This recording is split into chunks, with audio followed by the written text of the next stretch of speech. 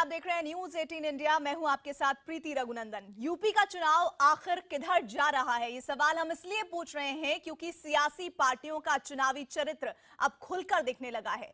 BJP सांसद प्रवेश वर्मा ये दावा कर रहे हैं कि मुस्लिम समाज ना तो उन्हें वोट देता है और ना ही उन्हें उनके वोट की जरूरत है। लेकिन प्रवेश वर्मा यही नहीं रुके हैं, ये भी उन्होंने कह दिया है कि आखिर हर आतंकवादी मुसलमान ही क्यों होता है। सवाल यह है कि क्या सियासत के लिए आतंकवाद में भी मजहब ढूंढा जा रहा है? क्या ये बयान यूपी में ध्रुवीकरण की एक बड़ी कोशिश नहीं है? और जरा गौर कीजिए, ये बयान पश्चिमी यूपी के बागपत में दिया गया है। ये वही इलाका है जहां लोकसभा चुनाव में बीजेपी को ध्रुवीकरण का फायदा मिल चुका है। तो क्या एक बार फिर यही कार्ड चलाया जा रहा है? क्या विकास का मुद्दा पीछे छूट चुका है? आज इसी सवाल पर होगी बहस, लेकिन उससे पहले देखिए ये रिपोर्ट। हम किसी वोट बैंक की चिंता नहीं करते। मुस्लिम हमें ना कभी वोट किया है ना कभी वोट करेगा, क्योंकि एक सिंपल सी बात है। बीजेपी के पक्ष में माहौल बनाने के लिए दिल्ली के सांसद जब बागपत पहुंचे तो उनकी इतनी सी बात में आपत्ति करने लायक शब्दों की भरमार थी, लेकिन यही काफी नहीं था। रैली के लिए लोगों की भीड़ टूट पड़ी थी। मंच से वंदे मातरम के गीत गाए जा रहे थे, लेकिन भारत माता की संतान केवल एक मजहब के नहीं, ये शायद प्रवेश वर्मा भूल चुके। मंच पर मौजूद नेताओं के लिए बड़ी माला भी थी, भले ही उस माला को केवल गेंदे के फूल से बनाया गया, लेकिन उसमें केवल एक रंग के फूल नहीं थे। ठीक उसी तरह जैसे भारत माँ के बगीचे में एक ही रंग, भाषा, बोली और मजहब के फूल। लेकिन प्रवेश वर्मा को यह सबक भी याद नहीं रहा। जब उन्होंने वोट के लिए अपना गला साफ किया तो राम मंदिर की याद आई और जबान चली तो नफरत के बोल फूट पड़े। देश में हर आतंकवादी मुस्लिम क्यों होता है और मुस्लिम बीजेपी को वोट क्यों नहीं देता है? एक सीधी सी बात है। इसलिए भारतीय जनता पार्टी एक राष्ट्रभक्त पार्टी है, इसलिए मुस्लिम उसको वोट नहीं करता है। और हम किसी भी समुदाय की चिंता नहीं, हम राम मंदिर बना के रहेंगे। इस सवाल का कोई आधार नहीं है। आतंक का कोई मजहब नहीं होता और आतंकी केवल एक धर्म के नहीं होते, लेकिन चुनावी फायदे के लिए नफरत को हवा देने का नेताओं का ये शगल नया नहीं है। कुछ दल देश के लिए जान की बाजी लगाने वाले मुसलमानों के बलिदान को धाता बताकर उनकी देशभक्ति को कटघरे में खड़ा करने का कोई मौका नहीं छोड़ते, खासकर चुनावी मौसम में। बीजेपी का ट्रैक रिकॉर्ड इस मामले में खास तौर पर काबिल जिक्र है। उसी कड़ी में प्रवेश वर्मा का ये ताजा बयान सवालों के दायरे में है, जिसका बचाव फिलहाल बीजेपी भी करती नहीं दिख रही। मैंने तो बयान ऐसा देखा नहीं, और बीजेपी जो है वो सबको साथ लेकर चलने पर विश्वास करती है। हम एक पॉलिटिकल पार्टी हैं, हम एक राष्ट्रवादी पॉलिटिकल पार्टी हैं। देखिए, ऐसा है कि मैं नहीं जानता कि ये प्रवेश वर्मा जी कौन है। बहुत ही अटपटा और बेतुका सा बयान है और इसके ऊपर मैं प्रतिक्रिया देके इसको सुशोभित नहीं करना चाहता। यूपी में चुनाव है तो घर वापसी से लेकर लव जिहाद ही नहीं, राम मंदिर तक से जुड़े विवादों को जिंदा किया जा सकता है। अब सबका साथ सबका विकास का नारा किसी को याद नहीं।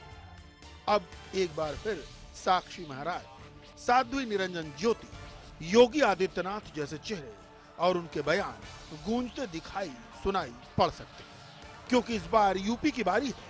इस बार यूपी का चुनाव। और इसी पर बहस करने के लिए हमारे साथ प्रेम शुक्ला, नेता बीजेपी के, जुड़ रहे हैं। साथ ही राजीव त्यागी जुड़ रहे हैं कांग्रेस की तरफ से, सुधींद्र भदौरिया होंगे बीएसपी की तरफ से, विजय शंकर तिवारी स्टूडियो में हमारे साथ है वीएचपी से, और तस्लीम रहमानी अध्यक्ष हैं एमपीसीआई के। शुरुआत प्रेम शुक्ला जी मैं आपसे करना चाहूंगी। खुद सुब्रमण्यम स्वामी ये कह चुके हैं कि सिर्फ विकास के सहारे चुनाव नहीं जीता जा सकता है, और क्या यही वजह है कि ध्रुवीकरण करने की कोशिश की जा रही है? प्रवेश वर्मा के बयान को इसी से जोड़कर देखा जाए।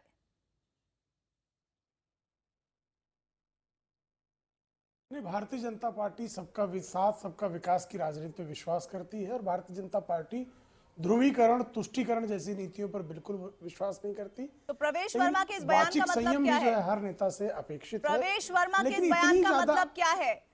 ना हमें चाहिए, ना हमें देते हैं मुसलमान वोट। नहीं, वही मैं आपको बता रहा। नहीं प्रीति जी, कृपा करके मेरी बात पूरी होने दीजिए, मैं फिर आपके अन्य सवालों का भी जवाब दूंगा। सबसे बड़ा संकट इस देश में, जब डॉक्टर मनमोहन सिंह इस देश के अल्पसंख्यक यानी मुसलमानों को संसाधनों पर पहला अधिकार देने की बात करते हैं, तब भी सबसे बड़े उदारवादी नेता हैं। राहुल गांधी मंदिरों में जाने वालों को छेड़खानी वाला कहते हैं, सबसे बड़े आदर्श सेकुलर नेता हैं। आजम खां कारगिल के वीर जवानों के बलिदान पर भी सांप्रदायिक प्रश्न चिन्ह खड़ा कर देते, तब भी बेहतर व्यक्ति हैं। उत्तराखंड में नमाज के लिए विशेष तौर पर चुनाव के ठीक पहले छूट दी जाती है, वो सेकुलर फैसला है। पश्चिम बंगाल में 270 हिंदुओं की हत्या कर दी, जिसमें 90% दलित हैं, उस पर कोई आवाज नहीं उठती है। तो कई बार ऐसी क्रियाओं पर छोटी प्रतिक्रियाएं होती हैं, फिर भी वाचिक संयम आवश्यक है।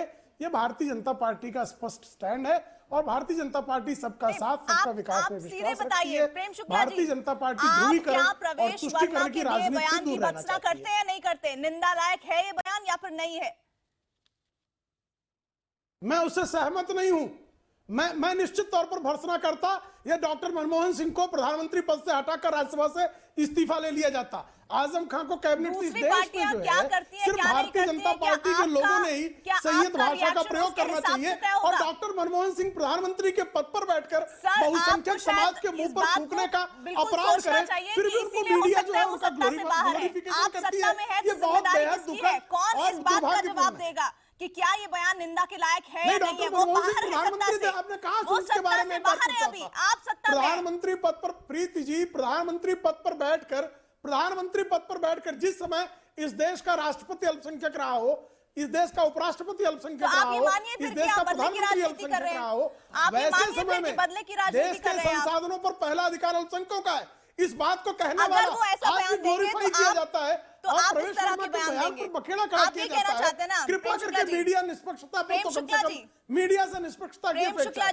मीडिया से निष्पक्षता की अपेक्षा है। मीडिया कृपया दुर्भाग्यपूर्ण जो है ढंग से भारतीय जनता पार्टी की टारगेटिंग न करे। अल्पसंख्यकों का पहले उनका हक है हमारे देश के हर संसाधन पर, ठीक है। हाँ। अगर मनमोहन सिंह का वो बयान सुन लेते हैं, फिर आपसे दोबारा बातचीत करेंगे और एक बार फिर से समझने की कोशिश करेंगे कि देखिए वो हम लगातार ग्राफिक्स के जरिए हम दिखा रहे हैं, आखिर पहला हक अगर वो बोलते हैं, मान लीजिए उन्होंने कहा कि देश में पहला संसाधनों पर हक अगर किसी का है तो अल्पसंख्यक का है। क्या वो उस बयान का बदला आप ले रहे हैं? नहीं, सुनिए तो सही, सब कुछ छोड़िए, आप बात तो सुनिए। अगर वो ऐसा बयान देते हैं तो आप उसका बदला लेंगे। प्रवेश वर्मा के तौर पर जो बयान दिया गया है कि आप उसका बदला लेते हैं? अगर कैसे हो गया? राजीव त्यागी गलत दिया, राजीव त्यागी पर आज तक सब मौन साध कर उनकी प्रशंसा करने में लगे हुए हैं। सर आप इस बात को समझना ही नहीं चाह रहे हैं, वो सत्ता में नहीं है।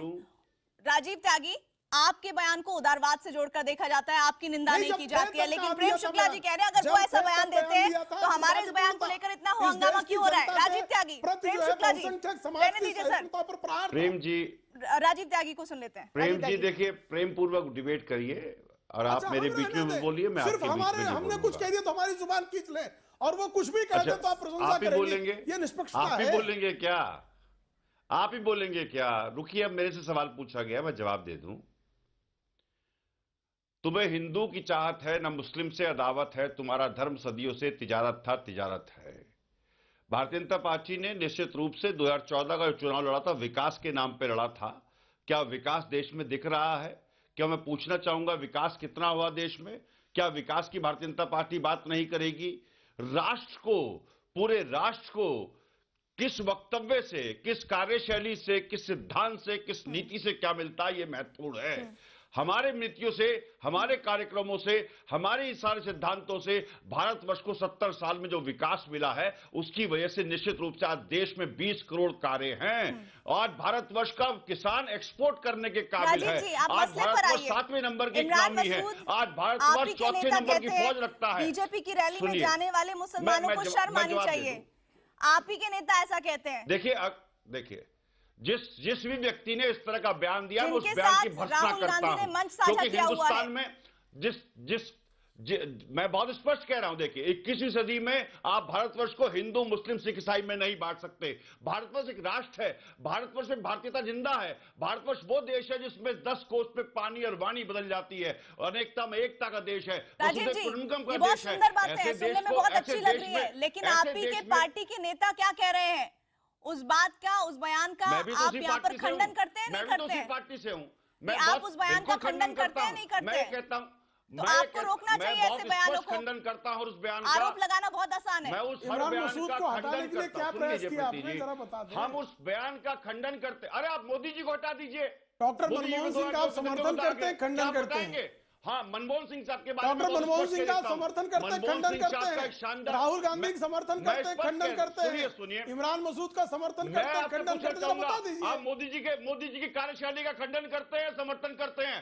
आप प्रवेश वर्मा की शैली का खंडन करते हैं, समर्थन करते हैं?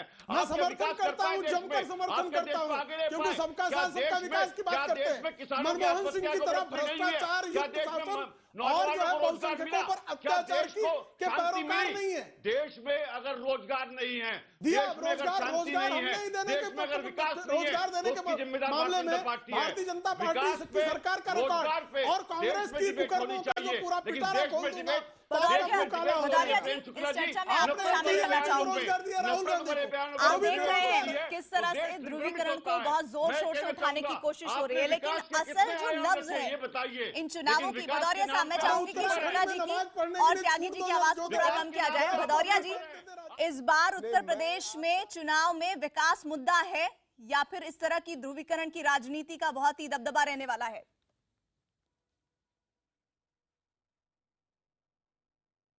देखिए, देश के जो हालात बन रहे हैं, विशेषकर 8 नवंबर के बाद, इस समय भारतीय जनता पार्टी आम जनता की निगाह में उसने जो कदम उठाया उससे इतनी परेशान है आम जनता कि इन लोगों के लिए अब इनके सांसद, इनके कार्यकर्ता, नेता सब परेशान हैं और वो चाहते हैं कि देश में कुछ ऐसा वातावरण बने। तो वो जो पुराना इनका गीत और राग है जो आपने कभी योगी आदित्यनाथ से लव जिहाद के रूप में सुना, जो आपने कभी निरंजन ज्योति हैं उनसे सुना कि इस देश में कुछ रामजादे हैं, बाकी कौन से जादे हैं, वो शब्द उन्हीं को शोभा देते हैं। आपने गिरिराज सिंह से सुना। और मैं ये भी कह दूं, हिंदुस्तान में लोकतंत्र है और अमित शाह ने ये भी कहा कि अगर बिहार में विपक्ष जीतता है तो फिर पाकिस्तान के अंदर पटाखे तोड़े जाएंगे। क्या कभी लोकतंत्र के अंदर बिना विपक्ष और सत्ता पक्ष के दोनों के बराबर भागीदारी के कोई लोकतंत्र चल सकता है? जो पार्टी इस तरह की मानसिकता से ग्रस्त है वो आज इस समय उसको कॉर्नर कर दिया है देश की जनता ने और वो किनारे लगी हुई है। तो वो चाहती है कि किसी तरह से इस देश के अंदर जो मुजफ्फरनगर में हुआ, जो दादरी में हुआ, जो ऊना में हुआ, जो इस तरह से दलितों को पीठ पर नंगा करके कोड़े बरसाए गए, जिस तरह के साथ रोहित वेमुला के साथ व्यवहार इन लोगों ने किया, वो भावनाओं को फिर से ये भड़का रहे हैं क्योंकि ये विकास के मामले में रोजगार नहीं दे पाए। ये इसी तरह से खाली एक ही चीज करते हैं कि ये चिल्लाते हैं और ये इसलिए चिल्लाते हैं क्योंकि इनके पास अपना कोई अपना कोई नीति नहीं है। इनकी नीति भी गलत है और इनकी नीयत भी गलत है। शरीफ पढ़ते हुए निकलने का क्या राज है? नसीमुद्दीन ने जो चिल्लाइए, खूब चिल्लाइए, खूब अनर्गल रूप से चिल्लाते रहिए, अनवरत रूप से चिल्लाइए और आपके सवालों का जवाब दे दीजिए। भदौरिया जी, चिल्लाइए, ढोल पीटिए, प्रेम जी खूब चिल्लाइए, ढोल पीटिए, लेकिन जवाब दे दीजिए। नहीं, खूब ढोल पीटिए और चिल्लाइए, सुश्री खूब चिल्लाइए और ढोल पीटिए। दलितों की हत्या पर इस देश के अंदर लड़ाई झगड़ों का खून बहाने के लिए खूब ढोल पीटिए और चिल्लाइए। तो बता दीजिए, आप दलितों के दल हैं तो बता दीजिए। अरे छोड़िए, आप दलितों ढोल की पीटिए। हत्या पर बंगाल इस में देश में मायावती जी इस क्यों देश चुप के है? अंदर जिस तरह क्यों का चुप है माहौल बंगाल बनाना की घटना चाहते पर? हैं, आप तो बंगाल यहाँ की पर घटना पे कोई चुप्पी का बहस राज नहीं है। करना तस्लीम चाहते। रहमानी को मैं चाहूंगी इस चर्चा में आप शामिल करना। और तस्लीम रहमानी, नहीं है। चुनाव का वक्त है और इस तरह इस ऐसे समय में, ऐसे नाजुक समय में इस तरह का बयान दिया जाना कि हमें मुस्लिम वोट नहीं चाहिए और मुस्लिम हमें वोट नहीं देते हैं, और ऐसे इलाके में जो कि पश्चिमी उत्तर प्रदेश का इलाका, बागपत का वो इलाका जो बहुत ही संवेदनशील माना जाता है, मकसद मंशा क्या नजर आती है आपको?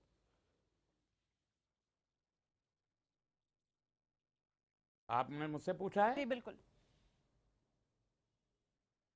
हेलो जी, मैं यस करूंगा कि हमारा देश जो है ये एक डेमोक्रेसी है, एक लोकतंत्र है और इलेक्टोरल डेमोक्रेसी फंक्शनल डेमोक्रेसी है। 1800 पॉलिटिकल पार्टीज रजिस्टर्ड हैं देश में, और देश के हर व्यक्ति को आज़ादी है कि जिस पॉलिटिकल पार्टी को चाहे वोट दे, जिसको चाहे न दे। ठीक है। जहां तक मुसलमानों का ताल्लुक है, हम इस देश में सिर्फ 15% है सेंसस के एतबार से, और अगर इलेक्शन के एनालिसिस करें तो वोट किसको दिया गया किसको नहीं दिया गया, मुसलमान तकरीबन तमाम पॉलिटिकल पार्टीज को वोट देते हैं। और ये बात ऑन रिकॉर्ड बीजेपी के लीडर खुद कहते रहे हैं कि 3% वोट मुसलमानों का भी बीजेपी को जाता है। अब परेश वर्मा जी जैसे लोग इस बात को माने या ना माने, हमको इसरार नहीं है कि इस बात को मान लें, लेकिन अगर बाय एंड लार्ज हिंदुस्तान का मुसलमान या ईसाई या सिख या कोई भी कम्युनिटी बीजेपी को वोट देना नहीं चाहती तो ये उसका अधिकार है। एक बात। दूसरी बात ये कि आज 2014 के जो इलेक्शन हुआ, तमाम रिसोर्सेज को इस्तेमाल करके, पूरे मीडिया को इस्तेमाल करके, और जितना स्ट्रेंथ थी सबको यूज करके इलेक्शन लड़ा तो 30% के करीब 31% वोट मिला। तो क्या परेश वर्मा जी ये कह सकते हैं कि जो बाकी 69% जो वोटर है, जिसमें बड़ा तबका गैर मुस्लिमों का है, मुसलमान खाली 15% है, बाकी का जो 50% 54% वोटर है, क्या उनके अंदर ये जुर्रत है कि वो ये कहें कि हमको 54% का भी वोट नहीं चाहिए और हम सिर्फ 30% के वोट पर हम हुकूमत बना लेंगे, इलेक्शन लड़ लेंगे? ये एक दूसरी बात, मेरा सबमिशन ये है, बीजेपी को एक फायदा ये है इस देश में, एक बहुत बड़ा फायदा ये है कि बीजेपी खुद तो एक पॉलिटिकल पार्टी है, रजिस्टर्ड पॉलिटिकल पार्टी, उसका अपना एक लीडरशिप है, लेकिन उनके पास बहुत सारे एलाइज हैं, जैसे बजरंग दल है, जैसे विश्व हिंदू परिषद है, इस तरीके के और बहुत सारे। ये खुद तो कहते हैं सबका साथ सबका विकास, लेकिन इनके जो दूसरे एलाइज हैं ये नफरत की राजनीति करने वाले। विजय शंकर तिवारी जी, ये नफरत की राजनीति से प्रेरित बयान है। रहमानी साहब ने, मैंने इनके किसी विषय पर कोई टिप्पणी नहीं की, लेकिन इन्होंने वो पिछबोल में दी। आप बताइए, कहते हैं सच में, रहमानी साहब कहते हैं सच कड़वा होता है, रहमानी साहब कहते हैं सच कड़वा होता है, और इस कड़वे सच को आपको भी स्वीकार करना पड़ेगा।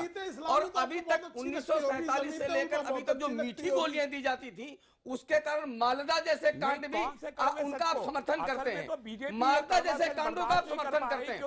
मैं पूरी दुनिया के चित्र आपको दिखाता हूँ, बीजेपी को नहीं कर पा रही, आपको लग रहा है आपने बात से ज्यादा वोट हासिल नहीं कर पाएंगे। मैं पूरी दुनिया घुमा देता हूँ आपको, रहमानी साहब मैं पूरी दुनिया घुमाता हूँ आपको। आप फ्रांस ले लीजिए, आप ऑस्ट्रेलिया ले लीजिए, आप इटली ले लीजिए, आप ब्रिटेन ले लीजिए, आप अमेरिका ले लीजिए, आप चीन ले लीजिए। देश की जनता को घुमा रहे हैं, कौन सा देश है देश की पूरी जनता को घुमा रहे हैं, स्वीकार न किया गया हो कि आतंकवादी मुसलमान है? जनता समझ और रही है ये बात प्रवेश वर्मा ने कौन सी गलत बात कही है?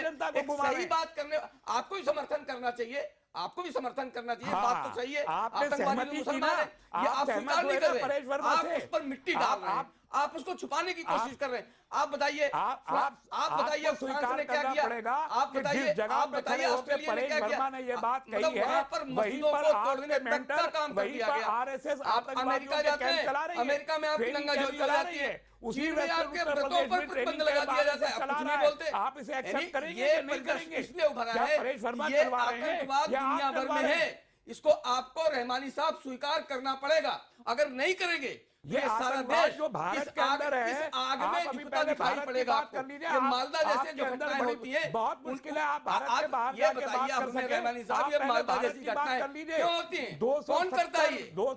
इसको स्वीकार तो करिए, आप स्वीकार नहीं करेंगे, आप स्वीकार नहीं करेंगे। जो लोग देश को बांटने की बात करेंगे, जवाहरलाल नेहरू यूनिवर्सिटी में खड़े होकर जो लोग देश को बांटने की बात करते हैं, उनके साथ कौन खड़ा होता है? आप खड़े हो जाते हैं, उसकी निंदा तो नहीं करते हैं। फिर कोई एक सच बात करता है लेकिन कड़वी होती है, उसको क्यों नहीं स्वीकार करते? उसको आपको स्वीकार करना चाहिए। भारत की बात कर रहा हूँ, राजीव भारत के बाहर जाके क्या बात ये नहीं करना बीजेपी की चाहता। चुनाव रणनीति का हिस्सा कांग्रेस समझती है? सामने तो विकास की बात और बैकडोर से ध्रुवीकरण, क्योंकि हिंदुत्व और राम मंदिर पर भी काफी कुछ दिख चुका है हमें। राजीव प्रीति जी देखिए, बहुत स्पष्ट मैं कहना चाहूंगा कि विकास के मामले में भारतीय जनता पार्टी पूर्णतया फेल है। देश के रोजगार में जो नौजवानों को रोजगार मिलना चाहता है उसमें पूर्णतया फेल है। पाकिस्तान के विषय में भारतीय जनता पार्टी पूर्णतया फेल है। अमित शाह साहब ने कहा था कि यदि मोदी बनते हैं तो पाकिस्तान आंख भी उठा नहीं पाएगा। तो इन तीन मुद्दों पे, महंगाई के मुद्दे पे भारतीय जनता पार्टी पूर्णतः फेल है। 2014 में भारतीय जनता पार्टी ने गंगा मैया के नाम पे चुनाव लड़ा, 2015 में गाय मैया के नाम पे चुनाव लड़ा और 2016 में भारत मैया के नाम पे चुनाव लड़ा। तीनों मैयाओं को क्या हासिल हुआ, मुझे भारतीय जनता पार्टी ये बता दे। विकास के मामले में भारतीय जनता पार्टी का एक्सपोर्ट से लेकर के मैन्युफैक्चरिंग यूनिट तक सब ठप हो गया है। नोटबंदी में जिस तरह से लोगों की मौतें हो रही हैं, लोग लाइन में खड़े हैं, मैं उस पर सवाल करना चाहता हूं। मैं सवाल करना चाहता हूं, उत्तर प्रदेश में आपके 73 सांसद हैं, आपने 73 सांसदों की तरह सबको लगा करके उत्तर प्रदेश के विकास में कितना योगदान दिया। उत्तर प्रदेश ह्यूमन इंडस्ट्रीज में पिछड़ता जा रहा है। उत्तर प्रदेश में कितने रोजगार के आपने साधन दिए, कितनी फैक्ट्रियां खोली, कितना किसान की आंखों से आंसू पूछा उत्तर प्रदेश में, ये मेरे मित्र मुझे बताएं। साथ साथ कांग्रेस की और भारतीय जनता पार्टी की जो सियासत है, बहुत स्पष्ट कर देता हूं, कांग्रेस पार्टी की सियासत है अपना खून बहाओ और देश को सीज करके उसमें विकास दो। भारतीय जनता पार्टी की सियासत है दूसरे का खून बहाओ और अपना उल्लू सीधा करो। ये पूरे देश देख रहा है, पूरा विश्व जानता है कि भारतीय जनता पार्टी जो कहती है वो करती नहीं है। अगर भारतीय जनता पार्टी को प्रवेश वर्मा को इतनी चिंता है, प्रेम शुक्ला जी, प्रवेश कुछ वर्मा आंकड़े भी आपसे साझा करना चाहते हैं। राजीव जी, आप भी किस बात को रख लेते हैं। प्रेम शुक्ला जी, 1989 में उत्तर प्रदेश में बीजेपी 57 सीटों पर जीती थी। चाहिए था। राजीव जी सुनने दीजिए, आंकड़ों को सुनने दीजिए। राजीव जी आप ही की बात को रखेंगे सर। राजीव जी सुन लीजिए, राजीव जी सुन लीजिए, कुछ आंकड़े रखना चाह रही हूँ। लास्ट सेंटेंस बोलना चाहूंगा 5 सेकंड का, 5 जल्दी सेकंड से। का लास्ट सुनना तो आता ही सेंटेंस। नहीं ना कांग्रेसियों को। मैं ये कहना चाहूंगा, जी। चाहे वो ओवैसी हो, हाँ। चाहे वो कट्टरपंथी हिंदू हो, मुसलमान हो, अगर कट्टरपंथी की बात करेंगे तो देश को नुकसान सर होगा। फिर दिग्विजय जी को भी समझाइए, प्रेम की जरूरत है। इमरान जी को भी समझाइए ना। प्रेम जी, 1989 में उत्तर प्रदेश में बीजेपी 57 सीटों पर जीती थी। मुझे फिर रोजगार पे जवाब दे, राजीव मुझे जी, रोजगार पे जवाब दे, राजीव जी मुझे सर गाँव बहुत गरीब देर से किसान बोलिए सर, नौजवान पे सुन जवाब लीजिए दे, ना। मुझे मैं महंगाई पे जवाब दे, आप ही की बात को रख रहे हैं मुझे जवाब सर। दें। सर आप ही की बात को रख रहे हैं। 1989 का जिक्र किया शुक्ला जी, मैंने 1991 में राम मंदिर और के राम नाम पर मंदिर का ध्रुवीकरण बताएं हुआ कब तक निर्माण और इस होगा? साल बीजेपी को 221 सीटें मिली थी। तो क्या वही हिसाब किताब इस बार के चुनाव में तो नहीं आजमाना चाह रही है बीजेपी? क्योंकि बढ़त मिली है तो सोच रहे हैं कि शायद वही करिश्मा दोबारा से हो और फिर से ध्रुवीकरण पर लग गई है। भारतीय जनता पार्टी ध्रुवीकरण और तुष्टीकरण की राजनीति में बिल्कुल विश्वास नहीं रखती है। राहुल विंची उर्फ राहुल गांधी जो ईसाई हैं, धर्म से स्वयं को रोजगार पे मंदिर में जाने वालों को कहते हैं कि तब निश्चित तौर पर विकृत सांप्रदायिकता की राजीव जी सुन लेते हैं ना। राजीव जी, और आपके इस प्रश्न का उत्तर मैं आपसे लेकर रहूंगी, लेकिन बहुत ही हैरानी हो रही है कि प्रवेश वर्मा के बयान को लेकर बीजेपी का स्टैंड क्या है वो आप स्पष्ट नहीं कर रहे हैं। उम्मीद कर रहे हैं कि ब्रेक के बाद जब हम आपके साथ दोबारा जुड़ेंगे तो आप बताएंगे कि आप इस बयान की निंदा करते हैं या फिर इस बयान के साथ खड़े हैं। इस वक्त की एक अहम खबर आपको दे दें, उत्तराखंड से आ रही है। उत्तराखंड की हरीश रावत सरकार ने जुमे की नमाज के लिए मुस्लिम कर्मचारियों को 90 मिनट का ब्रेक देने का फैसला किया है। उत्तराखंड सरकार ने विधानसभा चुनाव से ठीक पहले मुस्लिम सरकारी कर्मचारियों को बड़ा तोहफा दिया है। सरकार के इस फैसले के बाद मुस्लिम कर्मचारी हर शुक्रवार को जुमे की नमाज के लिए 90 मिनट का ब्रेक ले सकेंगे। रावत कैबिनेट ने प्रस्ताव को पास भी कर दिया गया है। तो राजीव त्यागी, उत्तराखंड से खबर, इस पर पहला रिएक्शन आपका। बहुत स्पष्ट रिएक्शन है। हालांकि मुझे जानकारी नहीं है कि उत्तराखंड सरकार ने क्या किया है, किस तरह का दिया है, क्योंकि मैंने उसको पढ़ा नहीं है। आप ही मुझे बता रही हैं, तो मेरा फर्स्ट हैंड रिएक्शन इसमें यही है निश्चित रूप से कि जब 1 घंटे का ब्रेक करते हैं तो आपने 1.5 घंटे का कर दिया तो कोई उसमें कोई बुरी बात नहीं है। हर व्यक्ति को संविधान सम्मत अपने अपने धर्म को मानने का अधिकार है। मैं यहाँ पर किसी हिंदू, मुस्लिम, सिख, ईसाई को डिफेंड करने के लिए नहीं बैठा हुआ हूँ। कांग्रेस पार्टी मानती है कि भारतीयता यदि जीवित है, वसुदेव कुटुंबकम यदि जीवित है, अनेकता में एकता यदि जीवित है, तो भारतवर्ष जीवित है। भारतवर्ष तभी आगे बढ़ेगा तब हम मिलकर के प्रयास करेंगे, मिलकर के साथ बढ़ेंगे। मैं मानता हूं कि भारतवर्ष में ना हिंदू, ना मुस्लिम, ना सिख, ना ईसाई, कोई भी फेनेटिक नहीं है, कोई भी कट्टरपंथी नहीं है, लेकिन राजनीतिक दल चुनाव से जोड़कर देखा जाए, अगर प्रवेश वर्मा के बयान की निंदा की जा सकती है कांग्रेस के द्वारा, तो चुनाव से ऐन पहले इस तरह की रियायत देने का मतलब क्या समझा जाए? कांग्रेस ये मानती है कि भारतीय जनता पार्टी ने नारा दिया था सबका साथ सबका विकास, लेकिन कांग्रेस पार्टी का नारा है सबके साथ सबका विकास। सबको साथ लेके चलना होगा देश में, सबकी भावनाओं की कदर करनी होगी। मैं भारतीय जनता पार्टी से पूछना चाहूंगा, भारतीय जनता पार्टी के मेरे यहाँ मित्र बैठे, बड़ा सम्मान करता हूं प्रेम शुक्ला जी का। सुब्रमण्यम स्वामी साहब ने कहा था कि 31 दिसंबर से पहले भव्य भगवान राम के मंदिर का निर्माण होगा। मुझे बताएं, क्या भगवान के निर्माण का हुआ? क्या भगवान सरकार के इस ऐलान पर के मंदिर का निर्माण कब होगा? मुझे बताएं, गंगा मैया कब साफ होगी? मुझे बताएं, गाय मैया को मुक्ति कब मिलेगी? बताएं मेरे मित्र। लेकिन सियासत करना छोड़ दें, नियम और कायदों से संविधान की रक्षा करने से देश आगे बढ़ेगा। आपकी बात पूरी हो गई, शुरू करें। राजीव जी, बात पूरी हो गई? बात हो गई पूरी आपकी? Yes, my dear friend, you can speak now. पहले तो उत्तराखंड के सरकार का यह फैसला बेहद सांप्रदायिक और दुर्भाग्यपूर्ण है। यह फैसला बेहद सांप्रदायिक और दुर्भाग्यपूर्ण है। और उत्तराखंड की कांग्रेस की सरकार शुरू से ही तुष्टीकरण और अल्पसंख्यक पुष्टिकरण की राजनीति के अलावा और कोई राजनीति करती नहीं है। अभी आप प्रवेश वर्मा जी के बयान पर बहस कर रहे हैं। निश्चित तौर पर हमने पहले ही कहा कि हम उनके बयान से असहमत हैं। लोग आतंकवादियों का मजहब नहीं होता, ये भारतीय जनता पार्टी में केंद्रीय गृह मंत्री राजनाथ सिंह जी कह चुके। लेकिन बीच के दिनों में बहस हुई कि जो आतंकवादी मारे जाते हैं उनको जला दिया जाए। तो कांग्रेस के प्रवक्ता मीम अफजल जी ने उनको जलाना नहीं चाहिए क्योंकि वो मुसलमान है। तो आतंकवादी मुसलमान है, ये मीम अफजल सिद्ध करते हैं। तो ये सांप्रदायिकता का जो सबसे बड़ा ध्रुवीकरण की राजनीति, ये कांग्रेस के डीएनए में। शुक्ला जी, तो फिर कांग्रेस आपको जो है सांप्रदायिक राजनीति के डीएनए से प्राची का ये बयान भी याद होगा। जो विनाश मदरसों में आतंकवादी बनते हैं, ये बयान भी याद होगा। राजीव प्रेम शुक्ला जी, ये दो बयान भी याद होंगे। भारत में बहुत सारे मदरसों को आतंकवाद के नाम से जुड़ा हुआ पाया गया। तस्लीम रहमानी जी, ऐसा नहीं लगता चाहे कांग्रेस हो या बीजेपी हो, कांग्रेस हो बीजेपी हो, वो समय समय पर अपने हिसाब से मुस्लिमों को अल्पसंख्यकों को बुनाती रही है। और साथ ही यहाँ पर मैं तस्लीम रहमानी जी से बात कर रही हूँ। असदुद्दीन ओवैसी तो 2 कदम आगे जाकर ये कह रहे हैं कि मुस्लिम बहुल इलाकों के एटीएम में पैसे नहीं होते हैं। तो क्या सिर्फ और सिर्फ सियासत के मोहरे बनकर रह गए हैं अल्पसंख्यक? देखिए, मैं उत्तराखंड सरकार के इस फैसले को मुस्लिम दुश्मनी मानता हूं। मुसलमानों ने मुतालबा नहीं किया, मुसलमानों को जरूरत पेश नहीं है। आज़ाद हिंदुस्तान में 70 साल से एक टाइम शेड्यूल ऑफिस का चल रहा है कि जुमा 70 साल से आता है, पहली बार नहीं आएगा।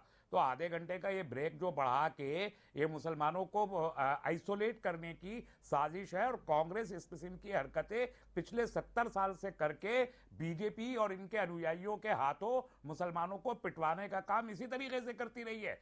यही वो तरीकाकार है जो हरीश रावत की सरकार ने आज अपनाया। सबूत है इस बात का कि कांग्रेस ने मौके दिए और बताया कि हम तुष्टीकरण कर रहे हैं और बीजेपी के लोगों को दावत दी कि आपकी तो आदत रही है 70 साल से तुष्टीकरण की राजनीति करने की, और ये विरोधी नहीं किएगा। इन्हीं आप सुन रहे हैं, तस्लीम रहमानी कह रहे हैं 70 साल से कांग्रेस ये मुसलमानों को पिटवा रही है। आप बोलिए तस्लीम साहब, तस्लीम भाईजान रुके एक मिनट, मैं बोल दूं, आपके बात के जवाब दे दूं।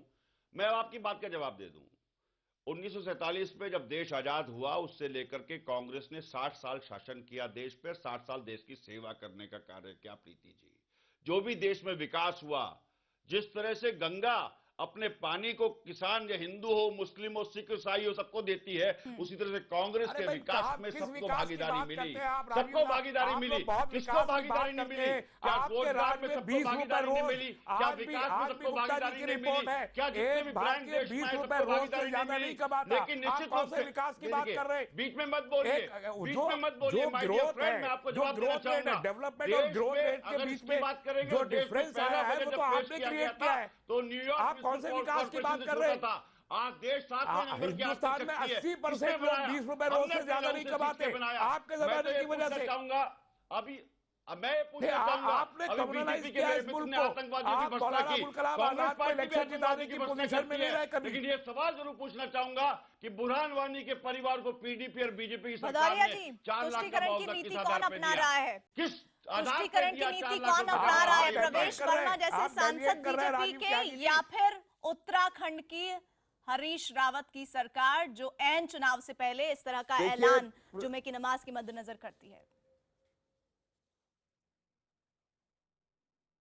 देखिए, मैंने ये आपके इस चैनल से अभी सुना है कि इन्होंने हरीश रावत ने इस तरह का फैसला किया है।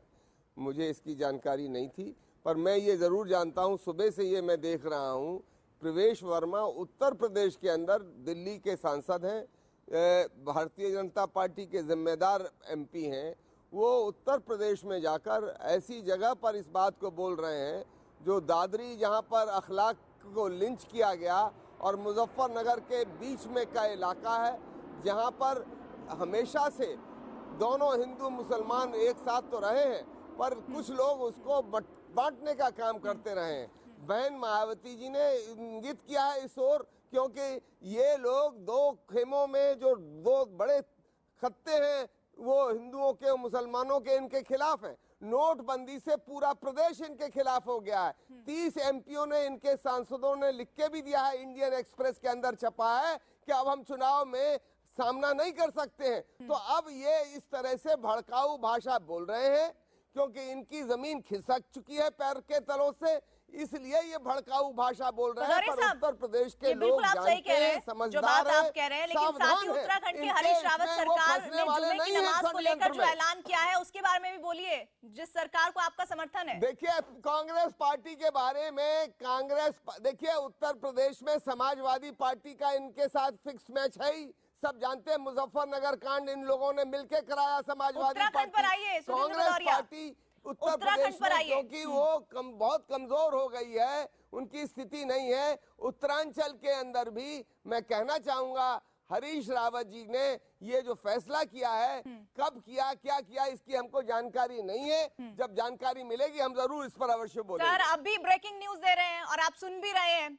मुस्लिम कर्मचारियों को 90 मिनट का ब्रेक देने का मतलब क्या है? और ये तो नहीं, मैंने बिल्कुल नहीं सुना। आप ये बताइए, आप इस फैसले की सराहना करते हैं या निंदा करते हैं? हम आपको खबर दे रहे हैं सर, मुझे इसके बारे में देखिए ऐसा है, हम बता रहे हैं आपको, इस देश में चैनल में जिसमें चर्चा कर रहे हैं सर, उसी पर ब्रेकिंग न्यूज दिखा रहे हैं और उसी के तहत आपसे सर्वधर्म संभाव है। भदौरिया साहब, किसी भी एक धर्म के लोगों बच नहीं सकते ना। हमारा ये मुस्लिम कर्मचारियों को 90 मिनट का ब्रेक देने का फैसला आनंद फानंद में चुनाव से पहले क्यों किया गया? देखिए, ये हमारा मानना है कि खुल के बोलिए, इस देश के अंदर सभी धर्मों को समभाव के दृष्टिकोण से देखना चाहिए। मैं एक जिम्मेदार मुसलमान की हैसियत से उसको कंडेम कर रहा हूं। नहीं, हम बिल्कुल नहीं चाहते हैं। आप वोट की हैसियत से देख रहे हैं। समभाव होना चाहिए। मैं कहता हूं कि अगर हरीश रावत ने फैसला किया है तो बीएसपी का क्या स्टेट है? मैं तस्लीम साहब, मैं कह दूं, हमारा ये मानना है कि अगर कोई अधिकार एक धर्म को मिलता है तो दूसरे धर्म को भी मिलना चाहिए। इस तरह से विशेषाधिकार किसी को नहीं मिलना चाहिए। आप अभी बार-बार ये कह रहे हैं कि हमें इस बयान की जानकारी नहीं है, लेकिन आप ये बताइए, एक मिनट शुक्ला जी, एक मिनट, आप ये बताइए, अगर मंगलवार के दिन कोई सरकार हनुमान जी की पूजा के लिए 90 मिनट का वक्त देगी तो आप उसकी निंदा करेंगे या सराहना करेंगे? सभी धर्मों के लिए बराबर भाव होना चाहिए। वही तो आपसे पूछ रहे हैं, अगर ये फैसला किया है तो इस पर आपका स्टैंड क्या है? अनुचित है। सभी धर्मों को राजनीति कर रहे हैं आप, जनता देख रही है। सुधेंद्र जी, मैं जवाब देना चाहूंगा। सुधेंद्र भदौरिया जी, खुल आ रहे के राजीव जी, आ रहे हैं। शुक्ला साहब, आपका सवाल, दिल से बोलिए, खाली वोट के लिए मत बात कीजिए।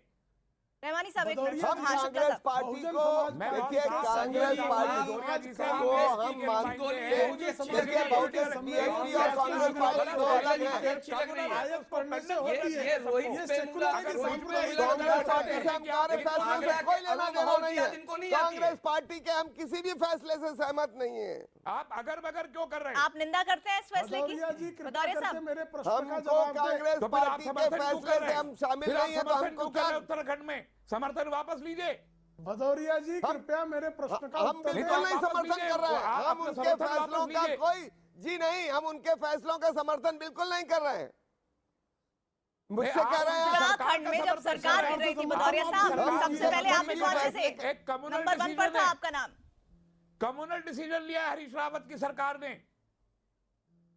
राजीव जी, ये फैसला एन चुनाव से पहले जब किया जाता है, सुन लीजिए राजीव जी, पहले सवाल सुन लीजिए। जब प्रवेश वर्मा के उत्तर रह गया है, प्रीति जी मेरे प्रश्न का उत्तर तो ले लीजिए। जी शुक्ला साहब, जल्दी से पूछिए सर, जल्दी से पूछिए। हाँ, 30 सेकंड में।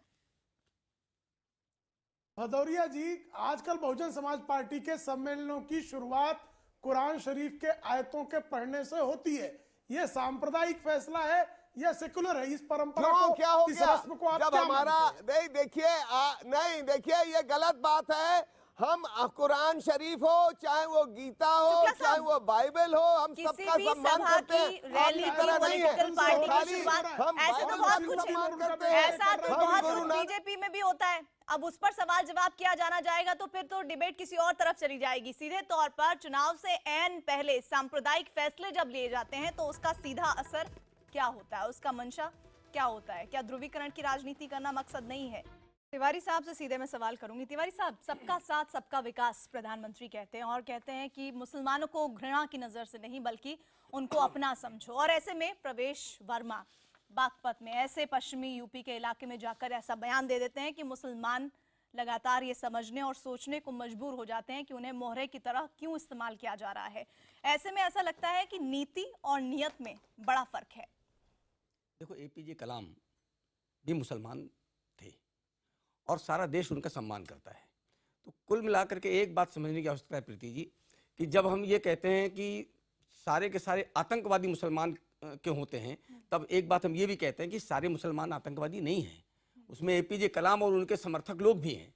लेकिन सबसे बड़ी बात क्या है कि जो मीठी गोली है, मैंने कहा कि 1947 के बाद से आज तक ये जो मीठी गोली है, ये चाहे मनमोहन सिंह जी ने कहा कि देश के पहले सारे के सारे संसाधनों पर मुसलमानों का हक है, चाहे ये एक मीठी गोली दे दी गई कि हम 90 मिनट दे देंगे।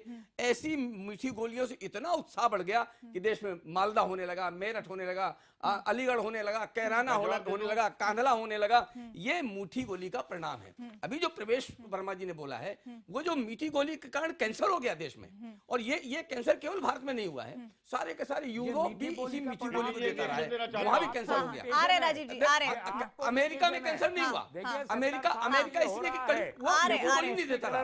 रहमानी साहब, आपकी बात भी आ रहे हैं। गोली भारत में दी जा रही है। देखो, जब ये पहचान में आ गया कि ये कैंसर कौन सा है, रहमानी साहब इस कैंसर को पहचानिए, इस कैंसर को पहचानिए। और जब कोई इस कैंसर का नाम दे लेता है तो पूरा भूचाल आ जाता है, पूरा हंगामा हो जाता है। एक ऐसी मीठी गोली आप अल्पसंख्यकों को देते रहे हैं जो अब कैंसर में तब्दील हो गई है। त्यागी साहब, इस कड़वी सच्चाई को स्वीकार करिए। अगर देश को तिवारी साहब, कड़वी सच्चाई को स्वीकार करिए। एक बताइए मुझे, आप मुझे बताइए, राजीव त्यागी कहिए। ये ओसामा बिन लादेन हो, 2014 को हरीश रावत सरकार ने एक निर्णय लिया और उस निर्णय में यह फैसला हुआ कि उत्तराखंड के 5 लाख ब्राह्मणों को 800 रुपए महीना दिया जाएगा। क्या यह भी तुष्टीकरण है? मैं सवाल पूछना चाहता हूं।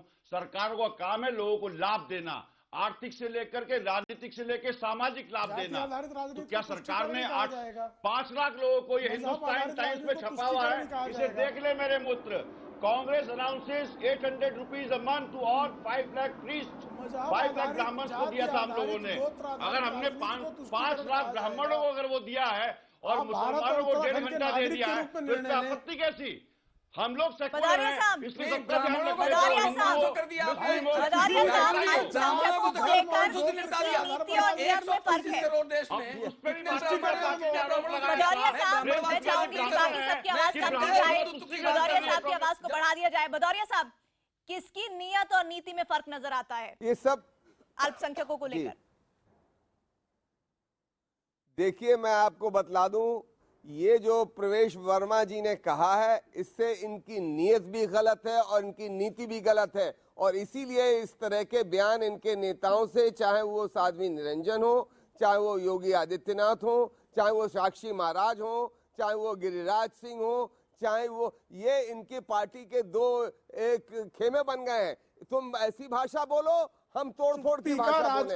और रहमानी साहब, वोट प्रतिशत बढ़ाने के लिए किसी भी कीमत पर कोई भी मौका चूका नहीं जाना चाहिए। ये राजनीति का बड़ा एजेंडा उत्तर प्रदेश में नजर आ रहा है। रहमानी साहब, मैं चाहूंगी रहमानी साहब की आवाज को उठाया जाए। रहमानी साहब,